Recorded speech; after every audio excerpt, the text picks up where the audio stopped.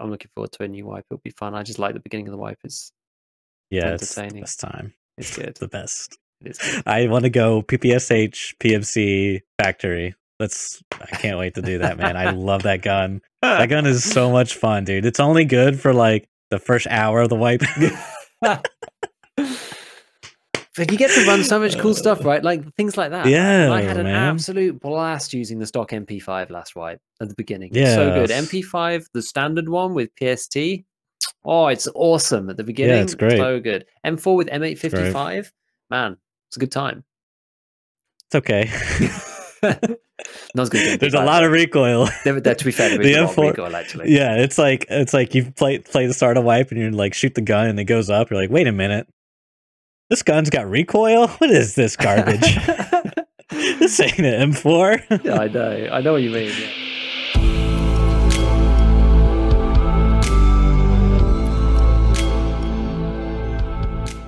Welcome to ScavTalk, an Escape from Tarkov podcast with a focus on the continuing development of the game, patch note analysis, theory crafting, and general gameplay discussions.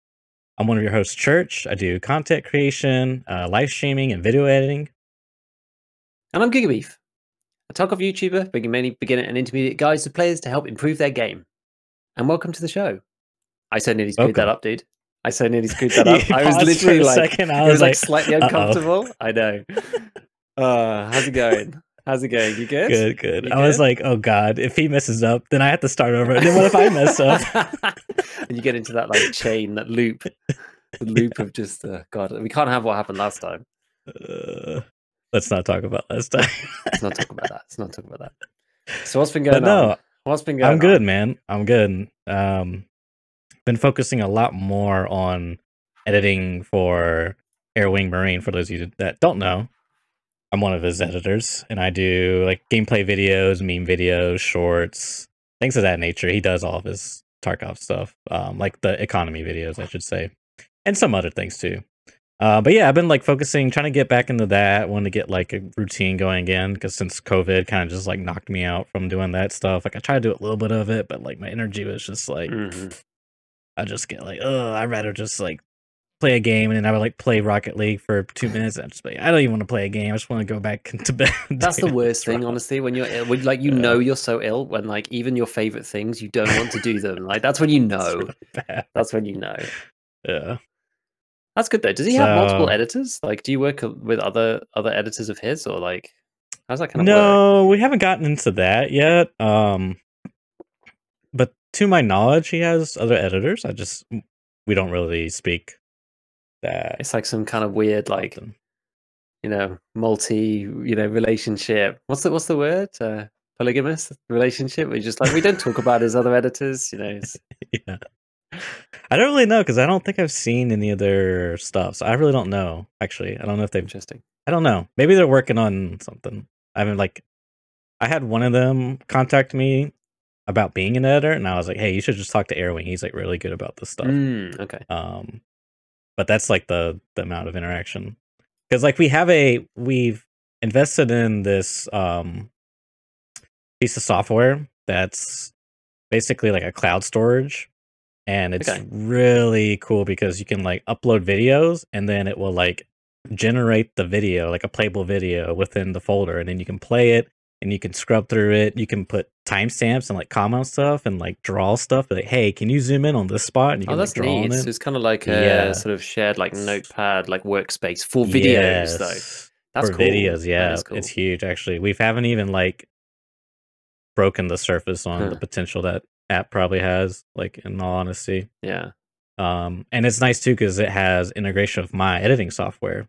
So instead of like manually downloading the file and then like loading into the editor has like a built-in thing that I can log into, and then it'll just like source it from the cloud into the editor, and it will like create an optimized media. So it's like the preview's high res, but what it's loading is like low res. So it's like really cool stuff going on. That's super cool. I kind of got into a bit of that. Not so well. I guess recently-ish is like the I think in Premiere it's called proxies, and and that's like I've been playing around with that more ever since getting my new rig, because like the file sizes that I'm working with are like humongous now, and so that has some real issues. Like it's actually not too bad. The biggest problem that I find with that for me, I guess, like we can talk about some other content stuff later, because it's like endless stuff that I could talk about on that front. But yeah, that was kind of like the thing that I sort of started to struggle with, because I was like, okay, previously I was running like 720p and like, you know, crappy encoding, which because the encoding was not very good in the first place, it meant there just wasn't that much data, right? And the bitrate was quite low. And so the files were like, you know, 3 to 5 gigs, something like that, and that's for like a full stream. Now they're like 60. I think the biggest one that I had, I played, God, which map was it? I think it might have been Woods. I was gonna say it's probably Woods. I think it was Woods. 50-minute raid timer. Dude, I had the 3-hour stream where we did like DVL stuff and like doing like shooterboard in heaven kind of stuff, that kind of thing. Yeah. Man, the file was like 140 gig. Yeah. It's outrageous. It's absolutely outrageous. So I kind of started investing some time in like looking at proxies and how it was working and that kind of stuff. And to be honest with you, I can actually edit from my main hard drive because it's one of those M2s, so it's actually okay. Gotcha. But the problem is that then like when I move the stuff, if I go back to a project, it's all in a different place, and I've kind of got like it's fairly decent. It's like a 1 gigabyte M2, so sorry, 1 terabyte M2. So it's like decently sized, but I don't want to put everything on there. And I've got like a 5 terabyte like magnetic, but that's so slow and it's so crappy to edit on. If you try and do anything with that, it just doesn't work.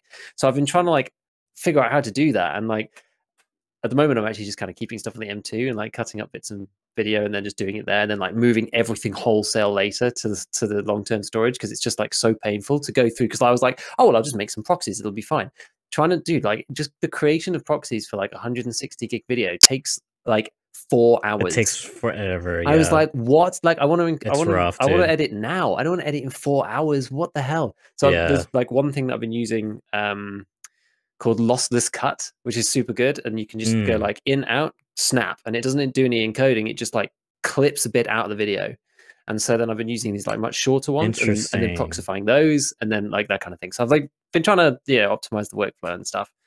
Interesting. But yeah, that's cool that you brought that up, because it's like it is something that I just didn't have a problem with before. My PC was perfectly happy with doing that kind of stuff in real time, and then now it's just like humongous files with like crazy bit rates. I think each frame is like, and you start getting into these issues where like you press play, and then you're like, oh, there's the bit I want, and then you press stop, and then it just doesn't, and then like 5 seconds later it stops, and you're like, this is really rough. And it's because like I guess because it's like buffered so much and stuff. There's like lots of issues with Premiere, even though everyone says like, oh, it's the best one. It's like there's lots of problems here and there. To be honest, it's still good. It's better than the old one I used to use. But that's interesting, because I use my mechanical drive for editing. I have all my assets on there and all the files, like video files. And I've tried proxies once, but like you said, I mean, it takes forever to generate them. So I was like, no, that's not going to do it. But I do have an M.2, like a 1 gigabyte drive, but I use it for exporting. I export to it, and then because it's like just, I don't know. I don't, like you said, I don't want to spend all that time like having to constantly micromanage the size and the storage on the M.2 drive, you know? See, I'm kind of doing There's only a terabyte. Dude, that's like, you can fill it up in one video. Man. It's really not that much. And this is the thing. It's like, if I record every stream, like, and I'm only streaming 3 hours a week, right? If I record every video to there and I do like a bunch of stuff on Woods, after a month, it's full. It's like 4 streams of 3 hours. It's full. Yeah, it's insane. It's insane. That's true, because then you got to think about when you're streaming and recording. If you save it to that drive and it gets filled up, you know, that just can cause all types of problems. I don't even know what that would what that would do. So yeah, man, it's interesting. Well, look, it's good to hear that you're doing a bunch of his stuff. I think like you do seem to be enjoying it as well, which is I'm nice. getting back into it. It's fun. It's nice. Yeah, I'm really excited about this one project coming up. So good. Yeah, I'm excited. So yeah. How about yourself? What you been getting into? Yeah, so I've been doing some bits and pieces. I think I mentioned to you offline before, actually. I'm just kind of like, I've been like going hard on the content, actually, like backloading a bunch of stuff, because as I said, I'm going on like on holiday for a week, in inverted commas, basically just like seeing the family that I've not been able to see for like over a year, and show them the baby and that kind of thing. So like go and visit my grandparents and like, get them to see their great granddaughter and stuff, which is, or their great granddaughter, I guess it is. And that kind of thing. So that'll be like really nice stuff that you would have done normally. And so I'm trying to like backload as much content as I can, and just like praying that a wipe doesn't come like at the wrong times. Like there's some videos that I would really like to go first before others. And I've kind of like tried to order it in a way that it's going to not be hampered if there's a wipe while I'm away or whatever, and I can just like continue to put out the next one. But we'll see. I think it should be fine. So like that's kind of what I've been up to. But I've been doing I've like come on some of the shotgun quests, and I've been wanting to make some shotgun content for a while.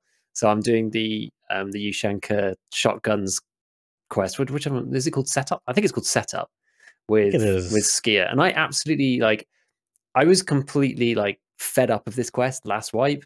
Like by the time I got to it, I was so sick of it, because there was one there's another quest with 12 gauge shotguns before that, and Silent Caliber. That's the one. And I used the MP153 for that, because I was like, I haven't used the MP153 really that much, so I'll just use it for that. And after doing that, I then had like the respirator and scav kills one on interchange, and I was like, well, I've got all these 153, so I'm just going to run around, because that was when you had to have Paco as well. So I was like, I don't want to use like a good set of gear, so I'm just going to wear I'm going to use these because I've got like 10 that came back off insurance. So then I used the MP153 for that. And then it was just like, setup. And I was like, oh no, I can only use the MP153. No. So by the time that happened, right, I'd already been using it for hours and hours and hours and hours. And I was so sick of it. I was so fed up. And then the fact that you couldn't wear headphones either. I was like, this quest is the worst. I've screwed myself. I know this is actually my fault here, and I've screwed myself just in terms of my own boredom. And so it was awful. So this time around, I literally haven't used the gun for like, 9 months or something. And so I've come back to it being like, I used the Saiga 12 last time when for Silent Caliber, so that was fine. And then I've been using the new 74N for doing the scav kills on with the respirator. And you don't need to wear the pack anymore, so it doesn't feel anywhere near as bad. I've been running around the outside just like, with whatever Karuns and like some budget kits with like a sort of, I don't know, like as meta as you can get it, like 74N, which is like just been really nice, and just using BT and killing people, it's been fun. And so then when I moved on to setup, I'm like, right, now we can use the 153. Now we can go for the full hog. And I was kind of combining it with doing some, I'm going to actually do a build video for it at some point as well. Because for the 153? Yeah, because the first time I used it, I basically did like hip fire laser as the build. Pro tip, it's really bad. Don't do that. And so this time I was like, right, we're going to actually have a look at what the proper build is, because I've never done one for it. And it's the one where you've got like the stock on it, and it's got the pistol grip, and then you had another stock, it's got buffer tube and all of that kind of thing. So that's like the one that I've been using, and it absolutely slaps. It's so much fun. I had a great time. I had as I ran to dorms on stream last time, and I didn't actually make it. I did like 3 proper raids with it, and didn't make it out of any one of those raids. But I got 2 kills, and one of them I got 5 different kills before I got killed by another guy. I like killed 2 duos and killed one half of another duo, and then got head tapped by the final guy. But it was wild, man, and it was so fun. So that's kind of what I've been doing, is like using the 153, like fully kitted, which costs. It's crazy. I've been looking at like how the full build costs, and if you've got the traders to get all the stuff, it's like 90k. It's so cost effective. And out of the 3 raids where I died, I got the gun back every time. Twice it had all the mods, and the one time it had just like the stock stripped and like the optic stripped. So and ensuring it costs like 15 grand. So it's like really, really cool. I've like not spent as much time with the weapon in a good state before, so it's been fun. I've been really enjoying it. I'm looking forward to putting out the video. That's cool. What site do you use? I use the Delta Point. Okay. I don't know if I've tried that. See, the thing I don't like about, or it just bothers me, is like how the scope sits and where your PMC's camera sits. It's like a kind of a distance thing more than usual, like how it would be on like an M4 or an AK. Maybe. You know what I'm talking about? Maybe, yeah. So there's kind of 3 positions that it can be in after, like, because now I've actually looked at it, now I can talk about it with authority. Oh, cool. there's kind of 3 positions. So there's 2 actual rail mounts for it. Mm-hmm. One is like really far down. It's the first one that you get to, but it's really far down. And I don't like the ones that are really far down. It kind of sucks. Then there's another one which is like closer, which is the one I've been using because it's the one that fits onto like the meta build, so to speak. And then the other alternative is you use just the pistol grip one that has like stupid recoil, but it has the little Picatinny at the front, which means that you can put like a Pico 6 or something on it. And because it's so close, it actually is huge. It's like really big. So it sits right close to the eye. So that one is actually like, it looks quite nice, but I don't like the recoil on it. So I'm kind of using the middle ground one. And I think it's okay. So like maybe you're using the other one. Or maybe you just don't. Well, I had to try the Delta Point because I think I was using the EOTech one, and I tried the Cobra, and both those were like not like ideal. I don't know. They just, so maybe the Delta Point is king because it's just like that little tiny triangle. Exactly. You know what? Maybe like another time. I'm actually going to write it down. So like another time we should talk about red dots. We don't need to talk about it today, but like if you haven't tried, I've actually fallen in love with the Delta Point completely. I use it on like, if I'm not using an Elcan or something, I seem to use like 3 scopes these days. I use the Delta Point, I use the Elcan, or I'm using the Voodoo. I'm really, it's like those 3. That's really all I'm using. I'm not even using the Valde anymore, to be honest with you. Yeah, when I first got into the game, everyone was like talking about the Valde, but I don't really like it. I prefer the Voodoo more, but the Voodoo's good. It's like, it feels like it zooms a bit more, and if I don't need that, then I'm perfectly okay with an Elcan. Like the Elcan's good. It's fine. Yeah, see, I'd rather use the Elcan. Yeah, I like the sensitivity on it too. Yeah, see, that's the other issue is like the sensitivity changes on the scopes. Like it's kind of a frustrating thing. Like back when I played too, for whatever reason, the not the PSO, the what's the one everyone raves about? Or the Pico 6. No, it's a 1x6. Like an actual scope.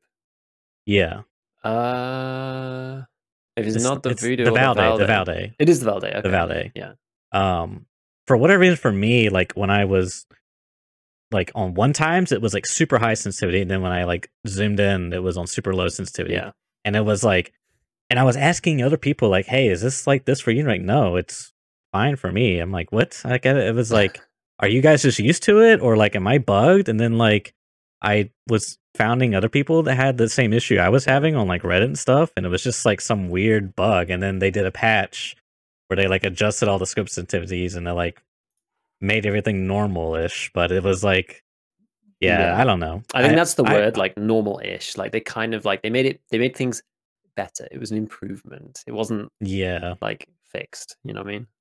I don't know. It's probably a hard thing to tackle because I imagine it also probably has to do, maybe not, but maybe where the scope sits on the gun, maybe that affects the sensitivity. I'm not too sure. There's some weird things too, like pistols. They used to be pistols and iron sights. They used to be, if you were a scav and you got like an SKS without a back iron sight, I want to say, the sensitivity was like really high. And then like pistols were also like really high sensitivity. And now in this, most recent versions we're playing on, now they're like, they've been adjusted. So now they're like, I feel like they're slightly below what like a 1-type scope is. So it's like always, I don't know. Yeah, there's always something weird about it. There's always something weird about it. I would prefer a scope sensitivities sliders, Yep, I'd love that for like menu. And to be honest, it could even be like its whole own section of the menu. I would be completely okay with that. If it's like its own button, you say scope sensitivities, you click it, and it has every scope in the game.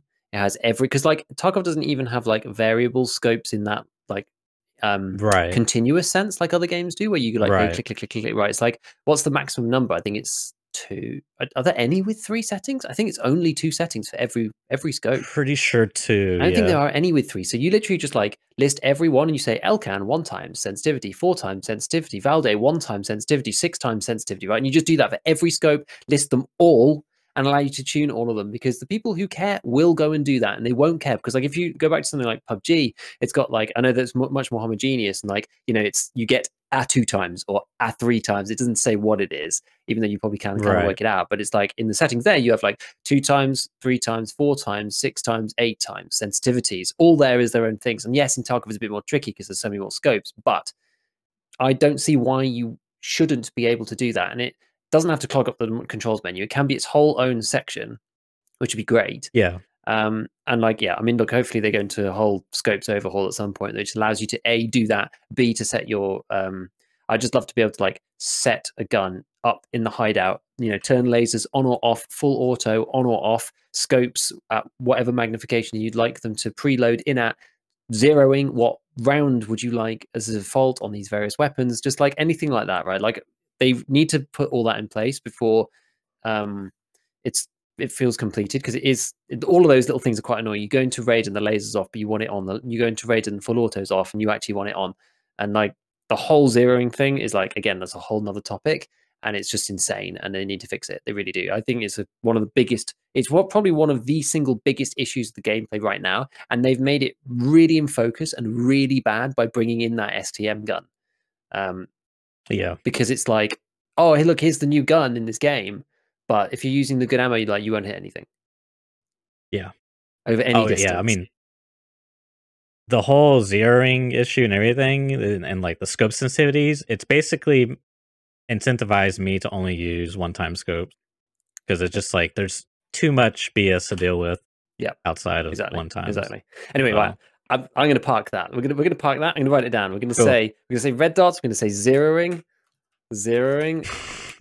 Because it's a whole thing. I could talk for ages about it. Yeah. I actually never made a video about it, and I probably should at some point. But probably should. That's a good video. All right, should we do the news?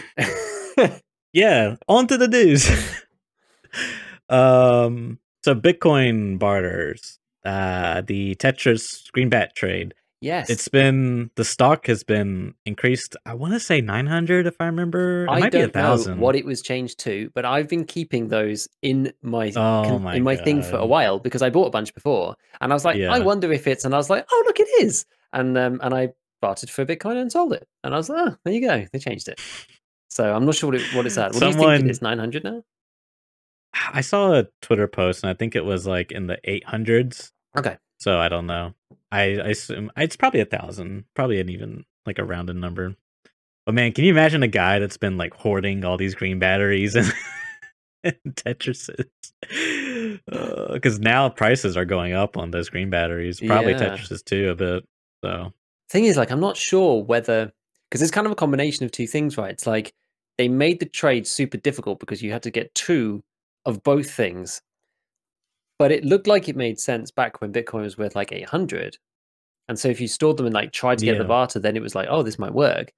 But then Bitcoin's been absolutely destroyed. And so now it's like, well, if I bought those things before thinking it was going to work, and now it's like less than half what it was back then, did that even work out? I'm not sure. I actually don't know if I made money or not on those, because I can't remember what I bought them for. I feel like I bought each piece for 80k. I feel like I bought the Tetris and the green batteries for 80k, which would be 360. So it's probably about break even, honestly. Yeah, I mean the bats. I think I've seen them in like the 300s, or sorry, not the 300s, the 30,000s. Oh, okay. So if you got them, yeah, that's like a big difference there. So if you got them at that price, that's pretty good. But that's anyways, it's interesting. You know, I don't know if we talked about it before, but it's like this feels just like the whole change they did way back then just feels like a direct nerf to hatchet running. Yeah, because now it's like can't really do that trade unless you just buy the stuff pretty well much. But then why would they revert it back? You know what I mean? Like they've put it back, so now you can do it again. Like, I'll say this: they did it specifically doubling the ingredients, like that's 2 Tetrises. Yeah, why they did the 100 cap, I don't know. That one was that sucks, dude.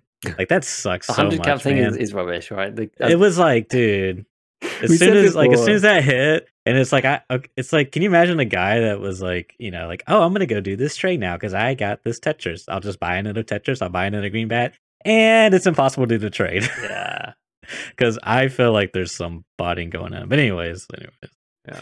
Yeah. Moving on, unless you had anything else. No, that's all good.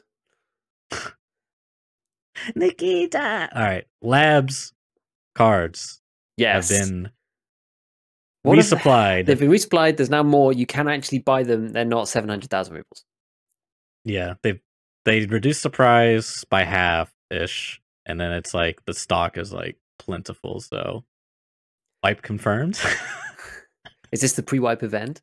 No, I feel like it probably was needed, to be honest, because I was thinking about doing some labs, and I was like, oh, like it doesn't matter. Like the money doesn't really matter, but it's just kind of like when it's 1,000,000 rubles, you just think, well, who's going to be playing? You know, I don't know. That was the thing that put me off because it's like I don't just want to play against people who are level 70 because I'm just going to die. I would like to play against some other people within my kind of I can go in with the best gear, but I'm not the best. I'm not the best at labs. I don't want to be playing against 12 hours a day lab streamers. That's not really. Yeah, that's not good. It's not going to end well. I'm right there with you. Like I don't like I keep telling myself I want to learn labs, but then I'm like, I really don't want to die a bunch because that's essentially how you're going to learn the map. It's just by dying. You know, it's just like I don't want to like just burn cash. I don't know. It's kind of a loss aversion. Yeah, and it's a psychological thing, like definitely. And that's the thing. Like I'm not bothered about.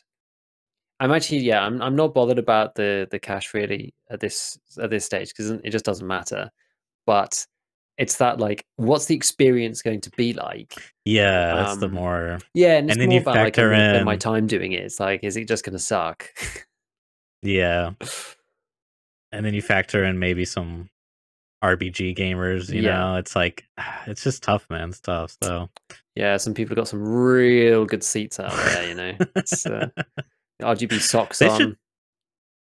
They should just do if they ever do a pre-wipe event again. I don't know if they will, but they should just make labs free. You know, just like open up the floodgates, man. It'd be cool. Like it's like it is the in-game map. I don't know about nowadays. I think interchange might be the in-game map. I don't know. Either that or reserve. Yeah. Yeah, one of those two for sure. Because they've nerfed like I don't play labs, but from what I've heard other people say and complain about is they nerfed the heck out of that map. I think so. And you can imagine why. I think a lot of the loot spawns specifically, because I think the raiders and stuff are still kind of the same, but like the spawns themselves and some of the stuff in some of the rooms I think is like nowhere near what it used to be. But it's kind of and again another symptom of like RMT/cheaters/ whatever, right? It's just the way things go. But yeah, I don't know. It's one of those ones that I've always kind of wanted to do, and I did actually do a bunch of at the end of the last wipe because that was kind of like my I'm going to finish off last wipe with just doing some like funny stuff, and I bought I spent all my money and bought every labs key card, and then just like ran around labs, and it was okay, but I don't feel like I necessarily got like that good or anything. And then like. Was that two? Maybe that was even 2 wipes ago. I can't remember now. Gosh, I forget. No, maybe it was that. Maybe it was that one. I only got to play like a couple of days because I wasn't there. Oh yeah, that was it. It was like because they hadn't actually announced the wipe yet, and I was playing labs, and then I couldn't play for like 2 days or something, and that was like the pre-wipe event was happening, and I was like, oh, okay, well now everyone's just going to go in with. I was when like Slicks went to like 5 million and stuff. It was just like went completely stupid because everyone was spending all their money. It was like the end of the world apocalypse. It was quite funny. But I actually didn't even get to play, so I was just like, "Oh no, all my money's just vaporized at the end of the wipe." Never mind, because they just like didn't announce it until like right near the end, and then poof, it was all gone. I didn't actually get. I think I got to play for like 2 hours or something. It's like, how much gear can I bring in to 3 raids with like 80 mil or something?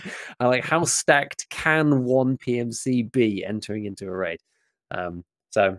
I don't know. Yeah, maybe I'll do a bit more. Things like I just find I get so distracted by doing other stuff.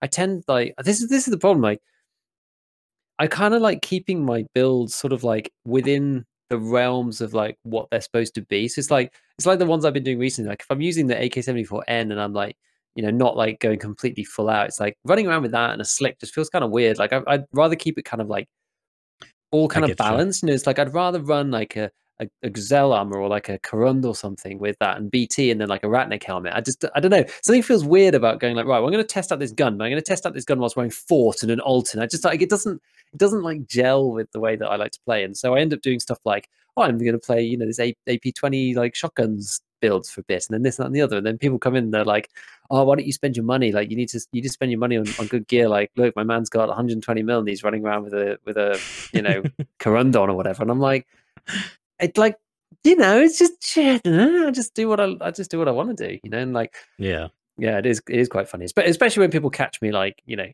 stacking ammo. I'm just like 11 rounds of 7N with 22 rounds of 6.3 underneath, and they're just like, "What are you doing?" I'm like, it's more about the fact that I can't actually buy it because there's just not enough, and I don't want to buy it in like 5-round pieces off the fleet. It's just irritating. So I'd rather like conserve it because it's more of an issue trying to buy it from the trader because it's all sold out all the time because of the trader camping thing. But anyway, that was a bit of an off topic. So yeah, it's good. I think it's good that Labs has gone kind of back a bit. It was like only streamers basically playing it, and like people like streamers who play it all the time, like the good people. There's just a war amongst them. And I've actually watched, like, I think I said this previously, that I've actually ended up watching less YouTube at the end of the wipe and more Twitch, just for kind of that like gameplay experience. And so I've been watching a few people, and there's been kind of a reoccurring theme of people being like, "Oh, I'm playing on EU because like NA is dead at this time, and like, Labs is just empty, and there's like no one on. It takes a while to get raid, and then even when you do, there's not necessarily, like, I always thought raids had to be full. I actually don't think they have to be full now. After sort of reading around and seeing what people are saying, I don't think a raid necessarily has to have full PMCs before it just dumps you in. I could be wrong. That's just kind of like off hearsay and what I've seen, but there's a lot of people saying like, well, either these raids are really empty or people are like really scared, but it seems so unlikely. Especially when Labs cards are like crazy. Like, who's buying them for like, well, maybe like who's still buying them for like 700k, right? It's like only the people who are going to chat about. I mean, would you buy a Labs key card for 700k and then just like hide and cower and stuff? I don't know. I feel like if you're going to be playing like that, you probably wouldn't buy it in the first place. And so it's going to be mostly people who are like fully kitted. But then like when the raids are completely dead, you think, well, it must be lower player counts. It must reflect in the statistics. But like that's the thing. I don't have any data to back it up. But it's hard to say. Yeah. I mean, I think it's very possible we're getting into dead lobbies, but I also know, like, me personally, I know like the elevator button down below and like the sewers. I know like that part of the map fairly well, like how you spawn the raiders. Like, it's kind of like you hit the button, then you hit the other button, you kill raiders, and then you extract them down below in the elevator shaft. Everything else, I'm just like, I'm lost. You know what I mean? Like, so if you can't hear gunshots through all those floors, because that's where I typically go when I play Labs. I'm like, right, how do I get down to the part of the map that I know? You're like, so I can kill the med elevator. So I can make money. Is it a med elevator or the other one? I think it is medical, which doesn't make sense. But the medical elevator one is the one. It's like the really long corridor, and then it's the one with the hole in the ceiling for the server room above it. That's the medical elevator switch. Yeah. And then there's another one halfway along which unlocks the elevator, like the cargo elevator, like on the well, I guess it's floor 3 because like -3 because -5 is the basement, I think. Halfway along, and you can pull that one too. That's one in the little cage, and that's the one. I thought they've on -3. Or was it -4? I thought. I can't remember. I thought the one in the server like cuts on the power, and then the one in like that other room, calls the elevator or something. I thought they were both for the same thing. No. So the one all the way at the end is just the one for the elevator that's like next to it. So that's all you need to do. Yeah, and I think like sometimes if you do that one, sometimes it doesn't spawn raiders. Yeah, it does sometimes. It doesn't always. Sometimes. But if you do both, then you're just like, okay, it's Raider Heaven now. It's just like going to be Raider everywhere. But that switch is on the one upstairs. And then on the other side of the basement, you've got the other switch, which is like by the pipes. And then you have to kind of go through that little mini server room. And then there's the other elevator. There's like a broken elevator and another elevator. And that's like the other end.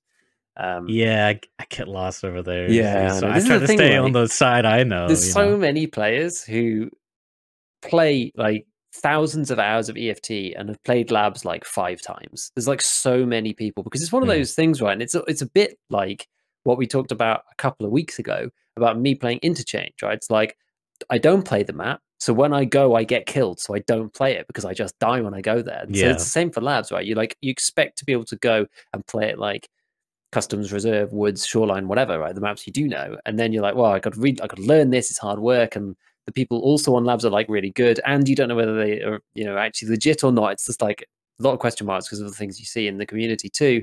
And then when you're like, wow, the labs cards are now 700k, well, I'm just not going to go. Why would I even go? Why would I try? You know, it's just too much. Yeah, because I did spend a bit of time actually like learning. I would say that there's like still some little areas of the map that I'm a bit flaky on, and it tends to be kind of in the middle. It's like there's like some sections right in the center where there's a bunch of offices, and there's some of the side stairwells that I'm like, where exactly does this end up? And there's like some of the overhead walkways. I'm not sure, but like I would say it's like 95% of the map coverage. I'm like pretty comfortable with. I don't know all the sight lines necessarily, but like I know where I actually am and like how to get from one place to another now, which is good. It's nice. It's kind of like the foundation of getting better, and all the extracts, which is quite tricky on that. It's not that straightforward. I still get confused with which room's which though, because normally I don't actually have the key cards for most of the wipe. And so I'm like, oh, okay, so which one's green again? Which one's blue? Because like I'm, you know, even if I'm on that map, I'm like, well, I'm not going in because I don't actually have the card. And so then I forget, and I'm just like, a violet one, yellow, black. I'm just like all these key cards. I'm like trying not to be shot by some meta HK. I'm just like fumbling a key card into the slot. And I love the fact that it lets you try as well. It's like, no, you got to pick. That's pretty cool. Like you just got to pick. Like normally with rooms, it's just like, oh, you've got all your keys. Can you imagine if it was just like opened your docs case and you're just like, which key would you like to use with the door? And you're just like, oh God, I don't know in Shoreline.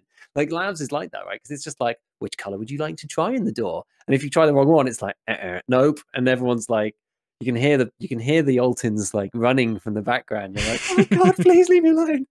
So it's just like, that's why it's just such a terrifying experience. But it is, I quite enjoy it because it brings back some of the old like Tarkov experience of like the fear and the terror and the no insurance, and like it's kind of good in that way because you're just like, it's like when you're sitting down for a good scary film, you're like, I'm ready to be terrified, you know, I'm ready, it's gonna be great. It's a bit like that. That was an epic tangent from the Labs card price reduction. That really was. It's all relevant though. Yeah, it's all related. Would you go back to Labs, do you think, now that they've reduced the key cards? Would you want to do it now? They got me. I was like, I'm gonna go Labs, and I just bit the bullet and bought a bunch. Like I spent like 8 mil on key cards, like the just the entry key, you know. Okay. I was like, fine, off the flea, 700. Yeah, off the flea. I was like, fine, you know, 700k a pop, whatever. And I went Labs like twice, and like I survived both times, but I literally just killed Raiders. Like I don't know, like it's like I need to like push. I need to die, you know. I need to like take risks, but it's like I don't want to because it's like, hey, I don't have any more money now. I mean, I got kits to run, so it's not a big deal. But still, it's like it's just that loss aversion, man. And then it's like, I don't know. I did find Analytics one. I put it in my container and I died. I was like, well, 180k. Come here, therapist, or however much. I think it was like 300k actually. It was actually a pretty good deal. Not gonna lie. Yeah, it was pretty good. And oh yeah, you gotta do the butt mag, gamer. You gotta have your butt mags ready. Of course. You know, you gotta have them firmly up there. You know, ready. Someone commented that. I know, on one of the other ones. I know, I saw that. I thought that was super funny. I thought it was super hilarious. Funny. But I killed a guy the other day actually as well, and he had like Meta M4 with like a 60 rounder and like nothing in his vest. Yeah, like nothing at all. I was like, like meds and like really, all of it. Like, oh my goodness, like what? Yeah, that's crazy. It's like just you can do it. Empty. I think he was wearing one of the armored rigs, like the level 5 one. It's just like nothing. I was like expecting grenades or something. I was just like, just completely empty. I was like, what is this? This is mental. Like, surely you bring what? Surely you bring a 30 random or something. I don't think. I was very confused. But you don't really need to, because if you ever like, I mean, I feel like you can play around it as long as you play around a like hard cover. You just like bunny hop around, you know, get some distance, and then while you're in the air bunny hopping, you open up your menu, you go down to your mags in the container, right click, install, and it reloads it, like skip, like, you know, it does the animation. Same thing if you're like I think if you're healing, you can install and it'll skip the animation. Oh, really?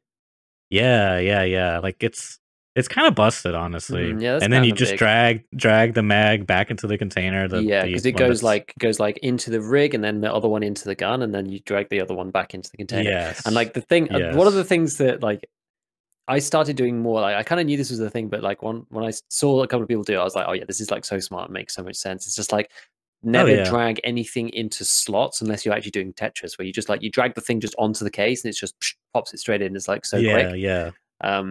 Yeah, it can be really, really fast. It can be really fast if you're doing that.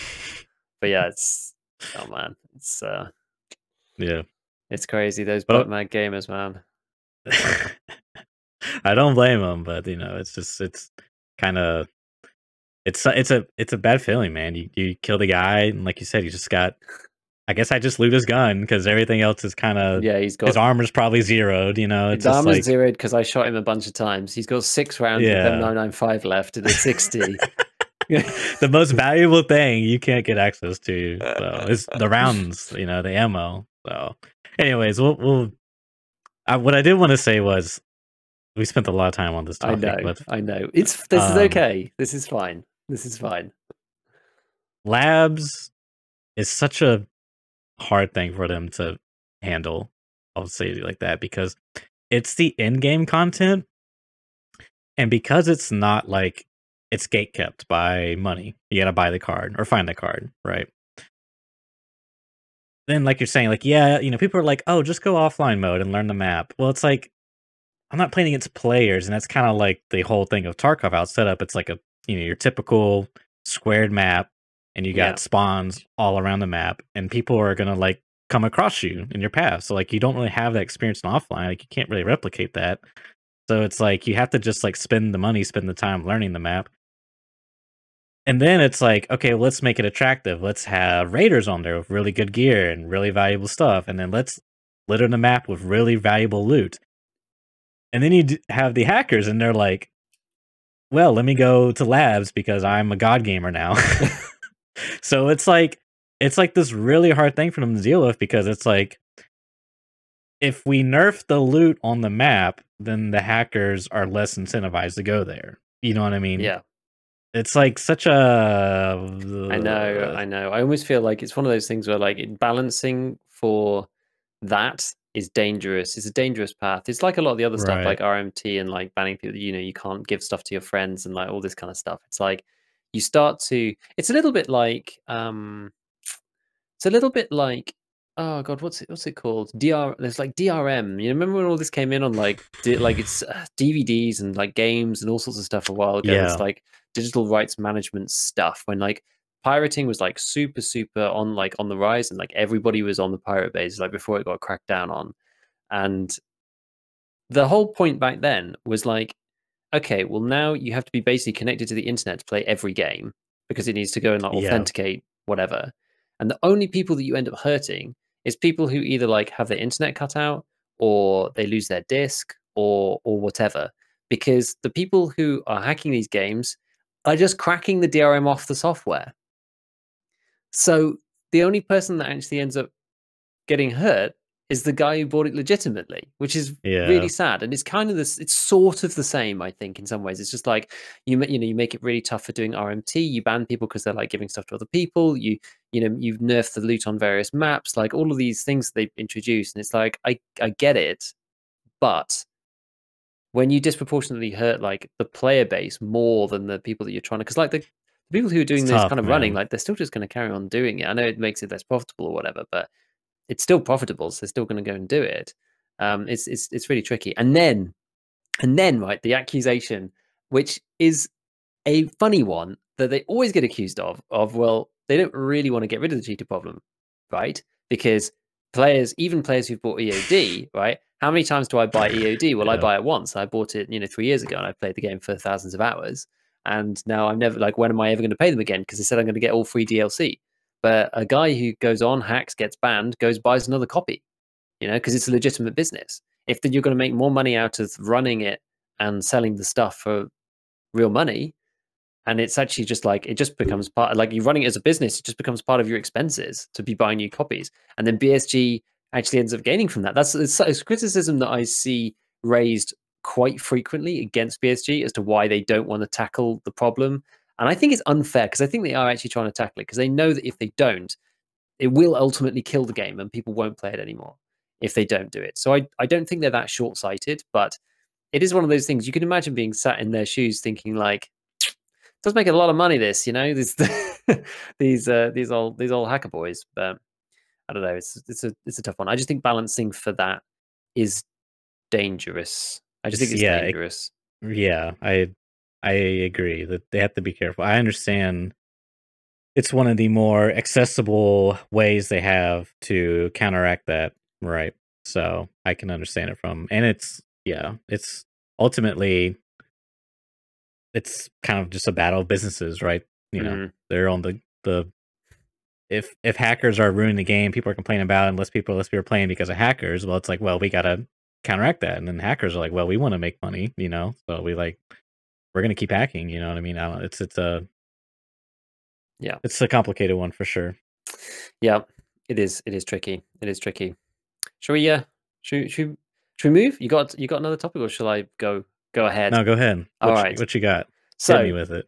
We were talking. This is going to be kind of a tangent into another tangent into what I wanted to talk about. So we were talking before. Actually, it's kind of like related to the ever increasing space requirement for everybody. Now, I don't know whether you've been burnt by games requiring large space recently. Oh God.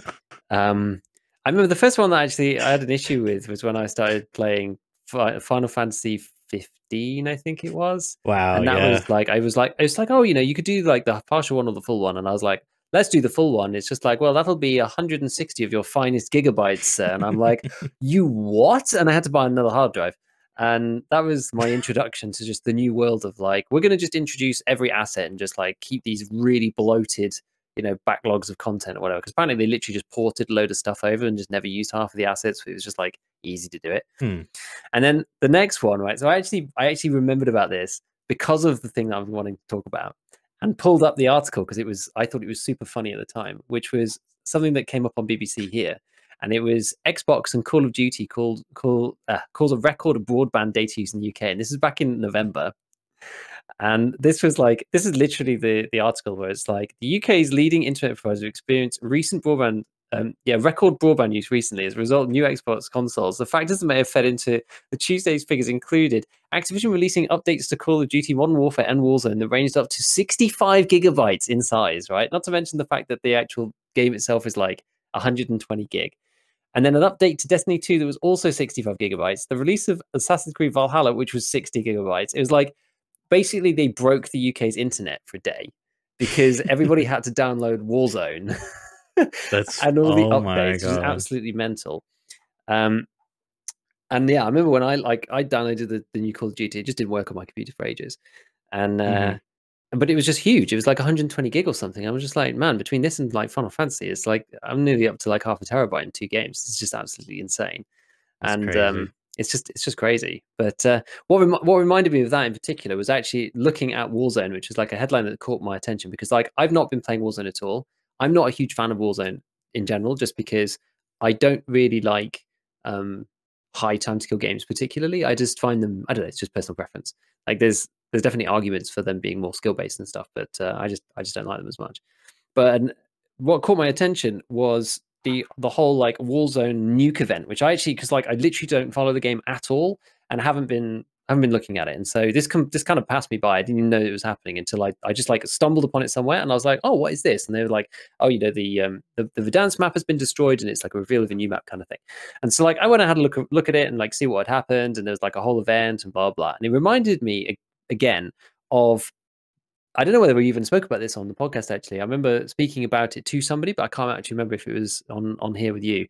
And if it was ages ago. And we spoke about Fortnite and about their like black hole event for like the end of the season, and about how they kind of have this like ongoing like story, so to speak, in like a multiplayer game that everyone experiences all at the same time, which actually is super cool. So it's like Warzone's basically done the same thing.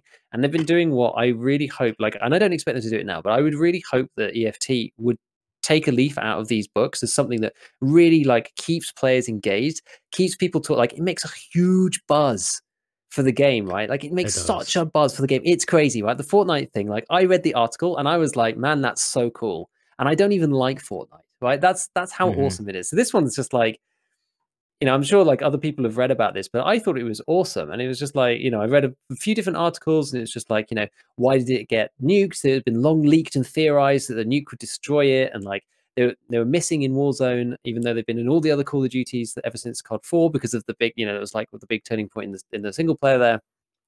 And it's just like, you know, you had to complete this Easter egg thing to access, and a nuclear bomb was discovered inside. So everyone's like, oh my God, what's going to happen? Yeah, it's like, it's so clever. Like, it's filled with intrigue.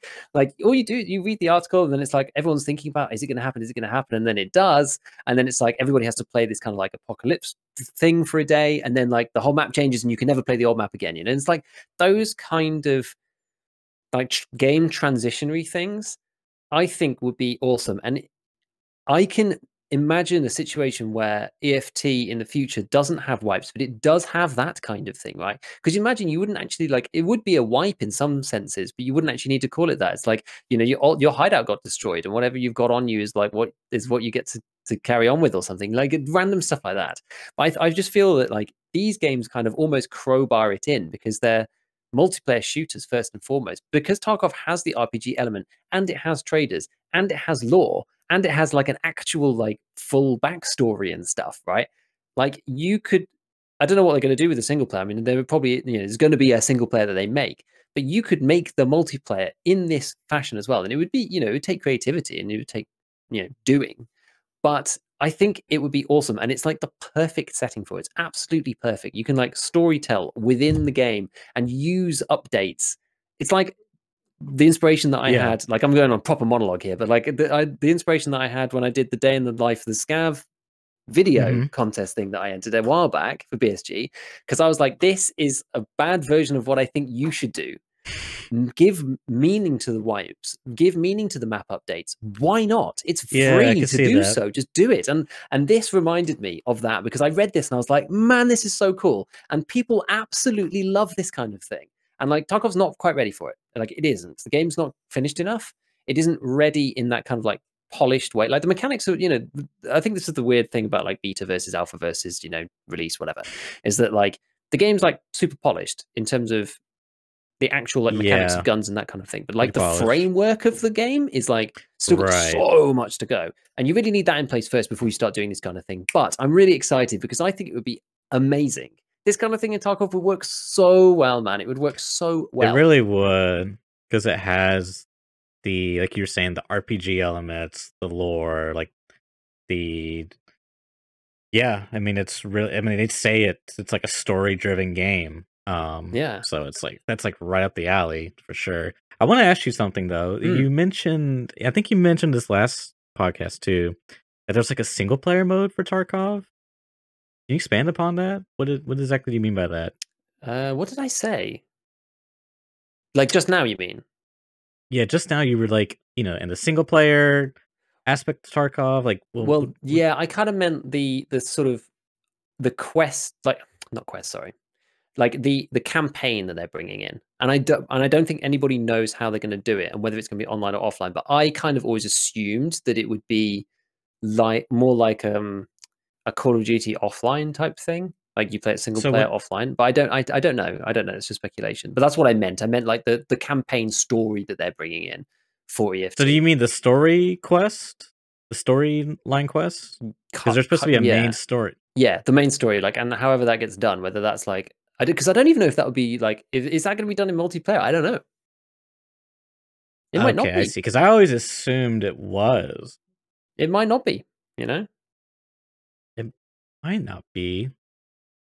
I don't know. Because to me, because like if people have been asking for offline mode, and wouldn't you just make a single player mode instead of offline mode?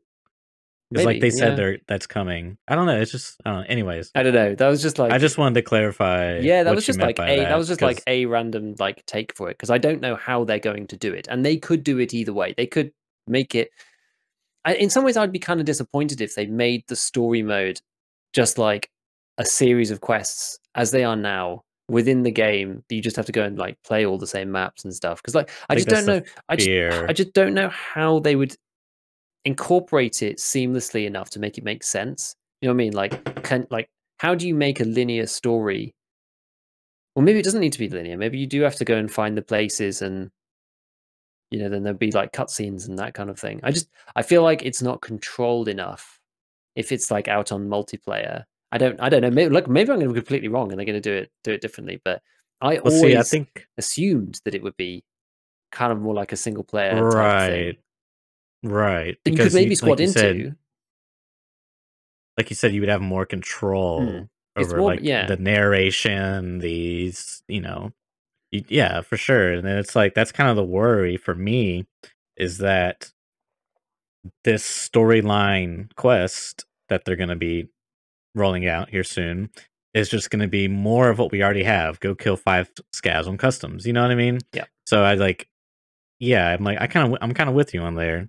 And that's kind of like the other thing I wanted to say was like tying back into what you said, how like you're talking about almost like this seasonal thing, the seasonal model of yeah. like game development, where like the game's like out, and then it's like they continually support it and they update it. But when they update, they do like these like events, like you were saying, like these in-game events of like this lore, story, background, and like huge thing, right? I don't know if that's what Tarkov is because it's like to me when I hear them talk about storyline quests and like they want to tell a story with Tarkov, if it's like in a multiplayer setting and it's like we're taking a single player story driven experience and like shoving it into like a multiplayer thing. And by the way, we're not doing wipes anymore once the game's released. So I'm like, I'm trying to like my vision of Tarkov in the future is like you do the quests and you escape Tarkov and then that's it. And then they talk about like there's a open world mode where you can like play the game how you would normally. But if there's like no wipes and it's like what's the I don't know, it's just like it's just kind of weird. It's like this weird thing they got going on where it's like a single player experience shoved into a multiplayer thing. And then it's like the next game they want to make is Russia 2028, which is a single player game, which I'm looking forward to seeing what that looks like. But it just sounds like it's to me, it sounds like their timeline is like finish Tarkov release, play the game, great, and then a year or 2 years later, the game's dead, and they're on to the next thing. I know what you Which mean, man. every game has its lifespan. Don't get me wrong, but I just, oh man, I feel like there's so like the potential for like I mean, you look at the description on their website, it's like story-driven action RPG role player FPS shooter looter game. It's like this huge descriptor, and like the vision is just like, oh man, dude, like I'm really excited for this patch coming up, Scav Karma. I mean, we'll see how it turns out, but like I'm really excited because like now we're making strides to more role playing stuff, and yeah, I could go on a tangent about role playing and whatnot. But we can talk ScavCarma for a bit. I mean, I don't know how it's really going to work out. Like, it's actually funny how it's one of the things that I feel like I'm waiting to see what it looks like. I'm actually not that excited about it personally. I don't know. Like, I think maybe it's just because I'm not quite sure what it's going to mean, but it'll be interesting seeing Fence as a proper like the Scav trader and stuff. Yeah. It will be interesting to see that, but like I just don't know how it's going. It really depends on how it's implemented, like so many of these things, right? It's like if it's done in a way where you have to make difficult choices between do I kill this guy and take his loot, or I keep my karma and then I get something better later. So long as they make those choices difficult and like it has meaning, then it'll be good. That's the way it'll be good, because it'll be stupid if it's either like you get punished so harshly for killing player scavs that no one shoots each other ever again, or the alternative where the punishment is so weak that it literally doesn't make any difference and everything's just the way it was. Those are the two like bad scenarios. And the problem is it's really easy to sit here and be like, these are the two scenarios that are going to be awful. And like, it's very difficult to actually thread the needle through the middle of both and make it really good, right? It's hard. It's hard to actually do. It's easy to say, it's hard to do. And so we'll see what comes out of it. I mean, what's the key components, right? It's like Fence is the trader. More karma means you're going to get better gear. Is ultimately the mechanic, right?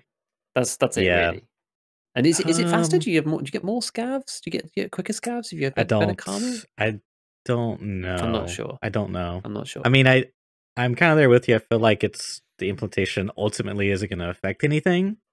Because it's like, think about it like this. Here's a scenario, right? You spawn in, you got neutral karma, right? You're with the other player scavs, like, hey, let's team up, sure. And this is all without VoIP, mind you. And Yeah. then you see your friendly scav buddy loot a graphics card or whatever. Is it not worth losing karma to get the graphics card? It depends. You know what I mean? It completely. This is the thing. It depends on what happens. It's just like you can imagine. I can imagine scenarios in both ways where it's just like it literally doesn't matter, and scav karma doesn't matter because it's like, oh, you get better scav stuff, and I'm fence level 4, and I get I get an SV98 Okay, with a red dot on it, and you're like, well, I don't care. It doesn't matter. Or the other way around, it's just like I kill my buddy with a graphics card, and then I'm not allowed to play scav for 3 weeks. Like those two those two scenarios are very different. Yeah. It could go either way. I really but don't that sounds know. like a really hard thing to balance because that's very specific. So it's like, oh yeah, it's really tough. This is the thing, right? And that's why I said it's easy to sit here and be like, first, I'm just going to sit there with my, my proverbial whiskey, going, how has this been implemented? Nope, terrible. And it's like it's so easy to sit there and criticize versus like, and that's why I'm kind of like I'm not excited about it. I'm waiting with bated breath. We'll see what happens because it's ambitious and I like that, and I think it's good that they're putting these kind of like big changing mechanics in the game. And I'm always a big fan of them doing big changes. They should change more stuff. Just change more things. It's fine. It's okay. Just change more stuff. Annoy people. Who cares? Like it's all right. I'm excited for it, not the actual scav karma, but just what it means is like we're moving more towards these RPG elements where I get to like act out my role in this Tarkov universe. So that's what's exciting to me. Yeah. And yeah, it's good. Yeah, even same thing with like how you're describing this scav karma in its implementation. VoIP is like right in that same sphere, dude. Like if they added VoIP now, I would just mute it instantly because it's just like, nope. Start a wipe now, maybe I probably would try it at the start of a wipe. Yeah, they would. I would like to try to do it at the beginning. They couldn't do it at the end. Can you imagine pre-wipe event? We're going to put VoIP in. Oh, can you imagine what a disaster that would be? Can you even imagine? It'd be awful. Yeah, it would be. It would be a mess. See, it's gonna be really tough, man. Like because eventually we're gonna get to the point where everyone's like past the wipe progression, and now we're at end wipe, and VoIP's still on. Like it's just gonna be like it's gonna be really tough, man, for them to like facilitate the vision they're trying to do, because it's just like eventually the wipe happens, the game's great, everyone's like, oh my god, this is literally the best wipe you guys have done. BSG, you guys did really good, guys. Like this wipe is amazing, and then like 2 weeks later, fix the servers. You know what I mean? Desync, bro. It's like literally, it's like a cycle, dude, that happens every time, dude. I was watching like yesterday a couple of different streamers, and I kid you not, everyone was talking about the wipe cycle, like how it's like everyone's in this low period, and it's like people are complaining a lot. Like everyone was talking about it. I kid you not, dude. Oh man, I love it. It's crazy. The thing about VoIP though that I think versus something like Scav Karma is that you don't need to balance VoIP. Like you give it certain parameters like certain ranges and stuff like that, proximity or whatever. Sure. But you don't need to balance it as much, and it's kind of like up to people. So you just put it in, and then that's that. I think that's kind of okay. I think in some ways it's easier because you just fire and forget. It's just a tool for people to utilize. Whereas like Scav Karma is tough, and I think it goes to show right how they've said we would love to have PMC Karma in the game, but we do not know how to do this. I can't remember it was that on like Nice Guy's video where he's just like they want to put it in, but they don't know how because it's really tricky. Because like I think the biggest criticism that everybody says about the PMC Karma system is how will I know who is on whose team?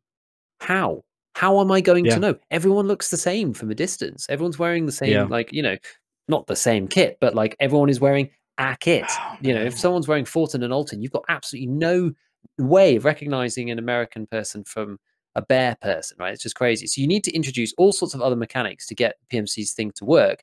Things like, you know, you get alternating, like the alternating spawns around the map goes bear, USEC, bear, USEC, bear, USEC, and the people on the same team get to know the spawn locations of people on the other team, and there's radios. It's the only way it kind of works, right? That kind something like that. But you need a bigger framework to like let people actually know yeah, you need where to go. You know, or you get to send like one, I don't know, you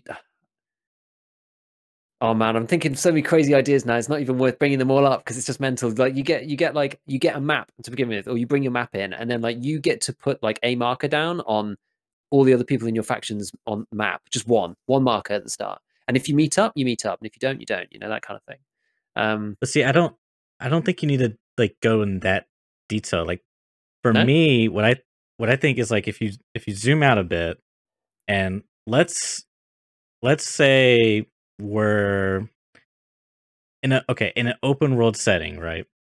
And let's say when I choose my server, it's like in my region and it auto selects for me and it gives me the best ping. So, and this server has a max player count of 200 players, right? So we join the map. So maybe this server has a split of like, I don't know. It doesn't really matter to split, but whatever faction you choose, you know what I mean? You're going to run into the same players in that server in the same faction. You know what I mean? So we're like kind of like diminishing the RNG aspect of it, right? And then the other thing that's interesting is Bear and Yusek. You know, one speaks English, one speaks Russian. And we talked about this, or I did a while ago, how you would have like, you could have a skill in the game that's like bilingual.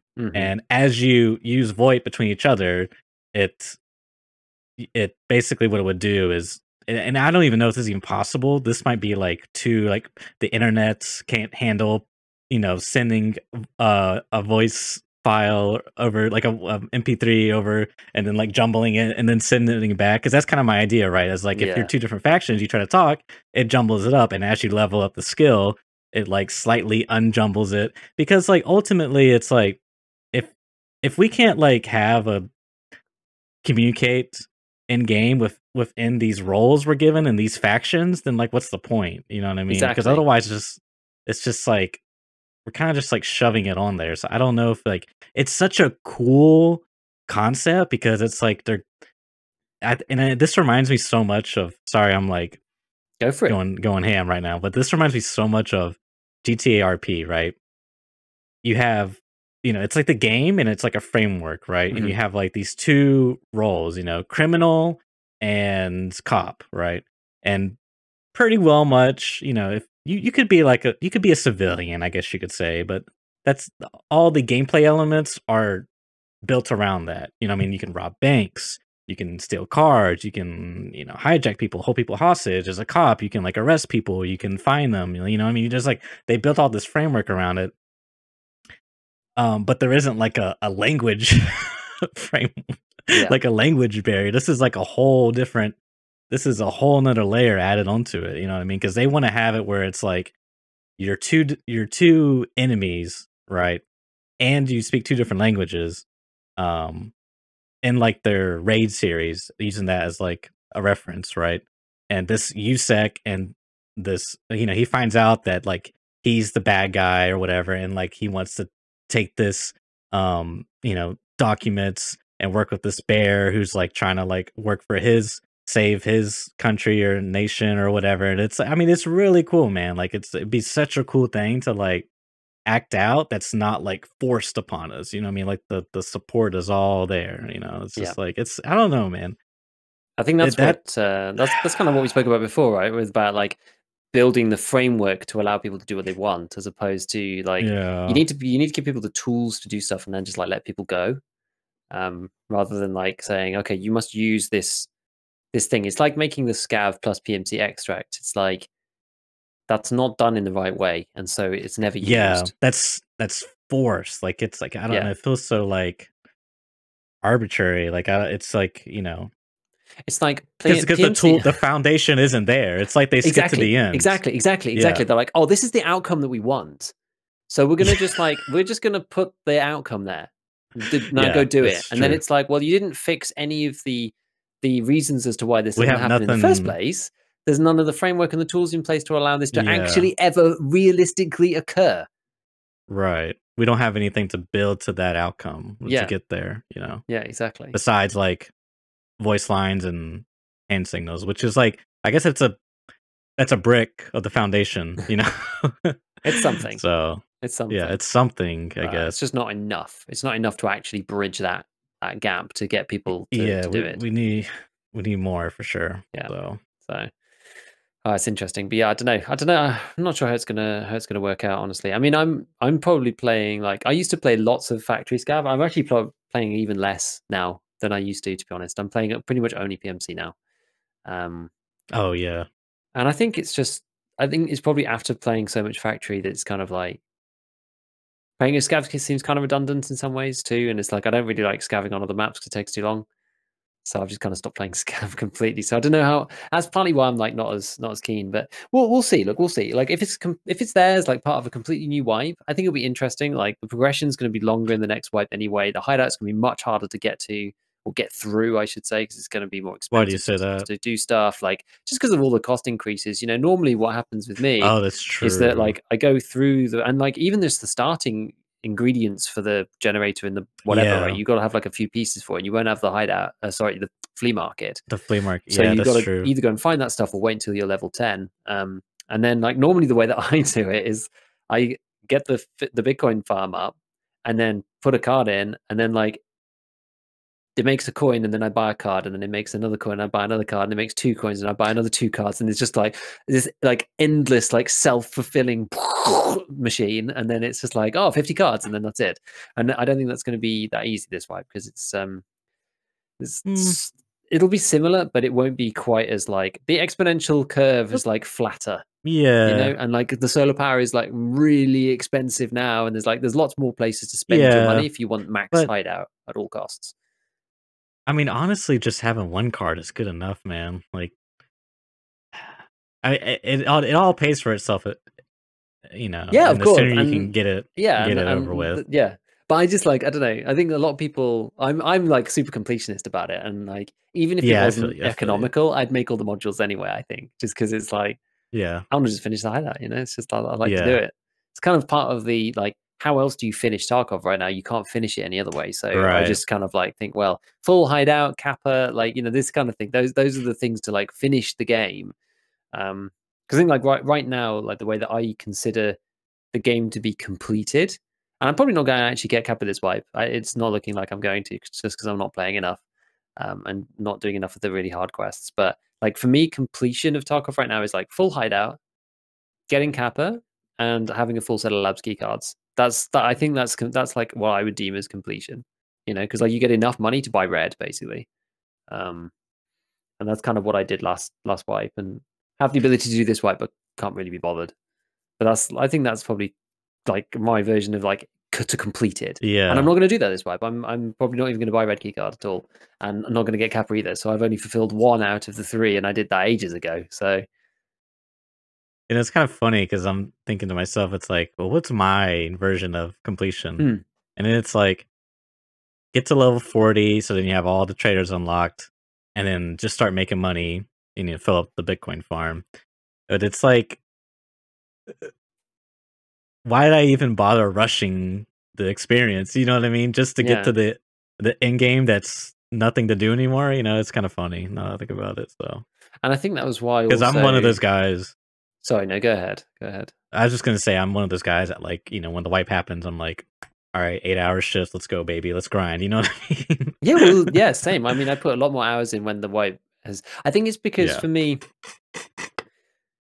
what really like keeps people is and they should probably learn something from this in the design of the game in some ways is that small incremental success is really Hmm. addictive. It's like one of the reasons Mm. why you know Candy Crush is so addictive, right? It's like you can see the levels increasing and like this is a topic for another time. I don't know whether we talked about it before, but like idle games. I actually am a big fan of idle games. I think I like them. I Idle think they're quite games? fun. Yeah, so they like like things like you just don't. Raid Shadow Legends. Is that an idle game? I'm actually not sure. But like Well, basically games that like you hardly have to play.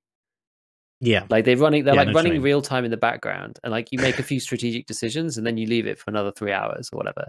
Like I'm actually a big fan of those games because like you don't have to do that much with them. But anyways, it's like small incremental progression is so addictive for people because that you get that sense of achievement, and it's like you can. And the next thing is like I think that's actually what was so well designed about Valheim. Just coming back to that quickly, was that every time you Yeah, achieved a goal, the next goal you had to put in a bit of work, but you could see what you needed to do, and like, oh, it's going to take me maybe like half an hour to an hour, and it's like it's not that far away. Whereas I feel like when you get to the end of Tarkov, right, the beginning of the wipe is like, well, it's really obvious what you need to do. You need to get to level 10. You've got a lot of quests to do that are really not that difficult. They're quite straightforward. You know how to do them. It's just going to take a bit of time, maybe like 2 or 3 raids, and you're going to get it done. That kind of thing. But you get to the end of the wipe and it's just like shooter born in heaven. And you're like, well, this thing could take me like 40 raids, 50 raids. It's like a lot of time. And rather than being small incremental stuff, it's kind of like this is a proper grind. And it's sort of why I'm doing the quest that I yeah, want to do, because it's like I want to run the kits that the quest makes me use, but I'm not feeling that incentivized to go and do the really annoying quests that I just like cannot be bothered to do. Like I got to right. Tarkov Shooter 7, like we spoke about before. Tarkov Shooter 8 is probably the hardest quest in the game.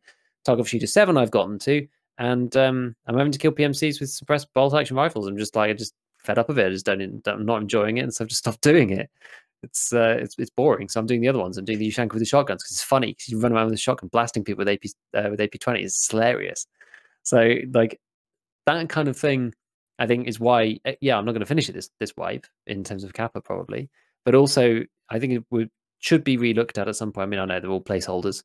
That's what people have been saying for 4 years, or whatever. But I think that the design of the quests needs to be thought about in some ways, just to try and like at least like you gotta give people something, right? You can't just make it all grind. But that's why people get fed up and they get to level 40 and then they go, well, whatever, I'll just do what I like now, because some of the end game quests are just like kind of tiresome. Yeah, I've always thought that Shooterborn would be like, I would personally enjoy it more if it was something that I could start earlier on, because it is something it's something that's like kind of a passive thing that you should. It's I don't know, when you like force it, it's like doesn't really work out, because it's like Yeah. you're not really playing the Tarkov experience.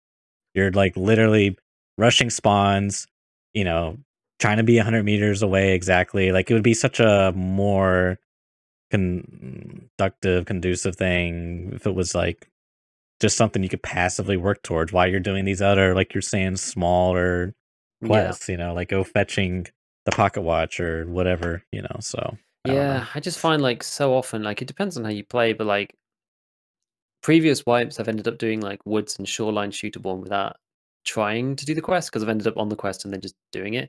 Whereas this wipe, Yeah. just because of the way that I've been playing and the maps I've been doing and the things that I've been running, it's Yeah. I just haven't really done any. I got like 1 on customs, I think 2 on shoreline. I've hardly played woods, so I got none there and like none on reserve. And it's like I just don't play the game that way, right? It's like it's not going to naturally happen. I'm going to have to go out to go and find these kills, and it's not the most entertaining of quests to try and get yourself into that situation. Like I end up in the situation way more of someone who's really close, and I'm trying to like get away to get a good angle to shoot the guy than I am like seeing someone from long range and getting cool shots. It's like, oh, I've spotted the guy, but he's 50 meters away. He's like kind of moving parallel, so I'm gonna have to like work. Okay, where's he gonna be? Like, I'm gonna have to move myself away and up, and like, oh, and he's gone. Where is he gone? I went in this building, but I don't know where. No, he's just disappeared, or just all of that stuff. And you're like, should I shoot them? Should I not shoot them? It's just like, oh god.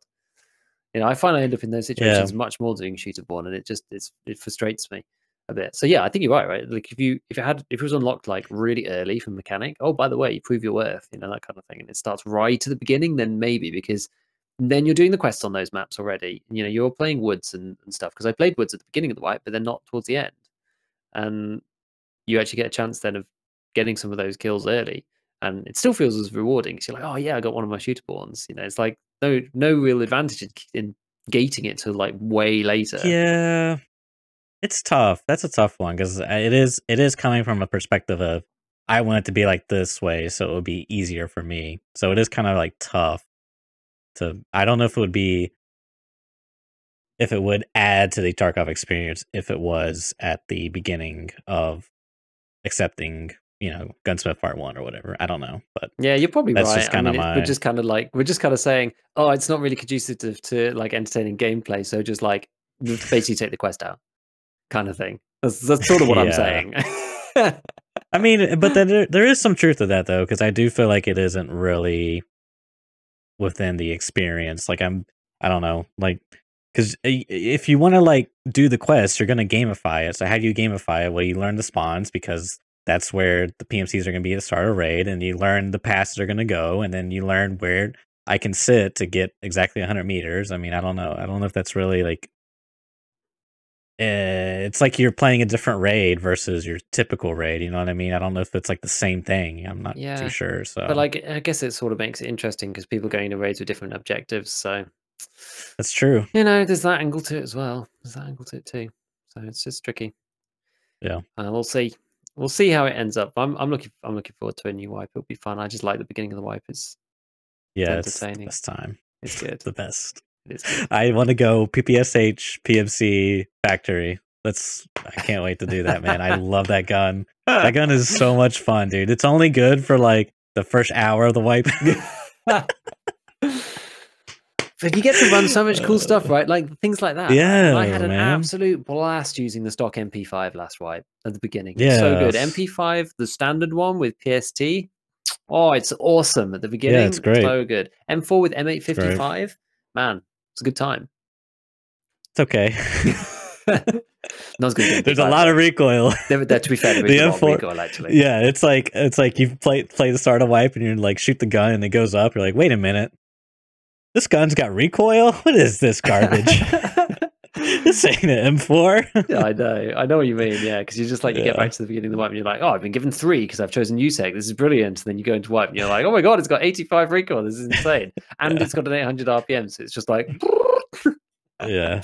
I actually beat a lot of people who are holding M4s with the MP5 at the beginning of the wipe. So there's definitely truth in what you had to say. I was just like, right, we're gonna use this bad boy because it's got like 35 recoil or something, and PST actually slaps against level 2 and 3 at the beginning, and like no one's wearing face shields, so you just laser them in the face. Yeah, and that's about it. That's great, man. So yeah, it's just a shame because you don't really get to use that past like the first couple of days. I mean, it's kind of like, I don't know. And there's so many cool guns. Like they just added the ST. Maybe that's what I'll do. Start the wipe, get the ST M9, the single tap pistol. Yeah, dude. And use it with PSO. The only one that it's 0 for. Oh my god. There's something else I was gonna say, but I forgot. So we'll move on. Cool. All right, should we wrap it up? I think so. Yeah, I think we should. Yeah, let's wrap it up. I've had a lot of fun, actually. Yeah, this is fun. I've had a lot of fun. This is good. This is good. Ready for wipe, though. Ready for wipe, but not before my content's been released. So don't do that to me. You know it's going to happen. You know it's going to happen. Yeah, we're kind of like in that same boat. Because I'm editing a series for Airwing that's Alpha to Kappa. So he wiped his account, or he's got a new account, and so it's like if the wipe just happens tomorrow, then it's like, well, that series is over, guys. We're wrapping it up. We just got the pocket watch, but you know what? It's okay. See. God, and it's difficult. It's difficult. Content creators just it's tough. Like last wipe, this is the last point before we wrap it up. But like last wipe, I had a video and I made it, and then the wipe happened before I could release it, and I was like, this is now not relevant, and I basically like had to just push it out and wait for like 2 months. I just kept like every week I'd make something and just like push it forward on the scheduler on YouTube, just every week push it forward, and then I finally released it and was like, all right, okay, this is the time. But now it's relevant. Now it's relevant again, like 2 months in or something. I was like, oh god, because how to do shooter born in heaven. Oh, honestly, I can't even remember which one it was now. God, which video was it? I can't remember now. But yeah, so it's all good. Trying to avoid that this time. But anyway, Cool. We'll see. All right. All right. We'll wrap it up there, guys. Cool stuff. Catch you next week. Thanks for hanging out. See you. See you later, guys.